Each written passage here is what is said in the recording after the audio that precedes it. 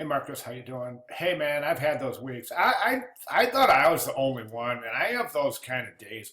I mean, those kind of things go happen to me all the time. So I feel you, man. Believe me.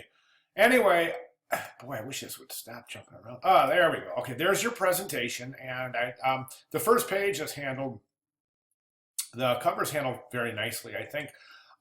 One thing about the cover that is really throwing me is the typography, and there's the reason is this is that you've got this all nicely right aligned, but then this subhead here is just kind of dangling over here in the middle of nowhere. So, you know, I'm wondering if you didn't just compose that as just like a little typographic mini composition and then center that or something. Just separate that and then center it up here as that type of composition instead of, so let's move that up a little bit. Let's move that over and tuck it in right there and then move the whole thing up and maybe over here a little bit. So we're right aligned that, the rest is left aligned. That way we get some nice alignment going on without those really strange like areas of white space.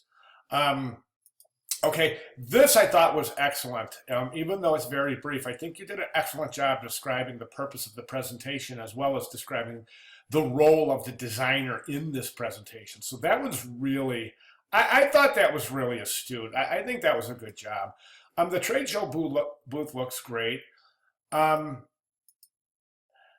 So here's the thing, though, that is throwing me. And so you have your trade show booth, and then you have your giveaway item, and then you have another giveaway item. Where's the collateral piece? That's what I'm thinking. Is this the collateral? No, this is the handout. See, so there has to be a collateral piece. There has to be some sort of a sustainable flyer or something. Unless that's it. So as your collateral, yeah, okay. So your collateral is doubling as a flyer.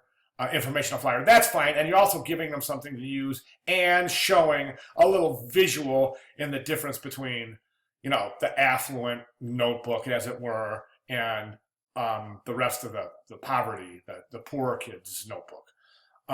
Sorry, I don't know how I missed that. It's clearly labeled right up there. I apologize. Anyways, and then you have your works cited. So a couple of questions, did you cite that image right there? You have to cite that image. That's the only image you've used. That image right there, you have to cite that, the one that's ghosted out in the bricks. And I think that's all. Yeah, that's all.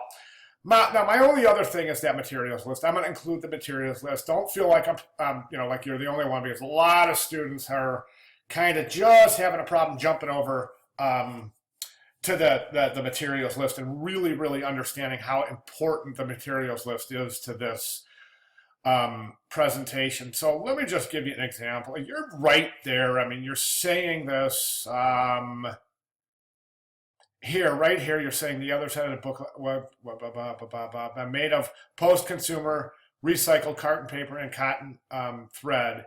It is printed with soy ink and bound with eco-friendly, non-toxic petroleum-free, low-odor adhesive.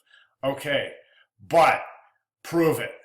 All right, you can say this all you want, but you have to show research. You have to say, like, I'm going to show you that list. I'm going to include that list in there, but you have to go through this and you have to say, okay, I used post-consumer recycled carton paper on the cover because it's more sustainable than regular cardboard, and then give the facts.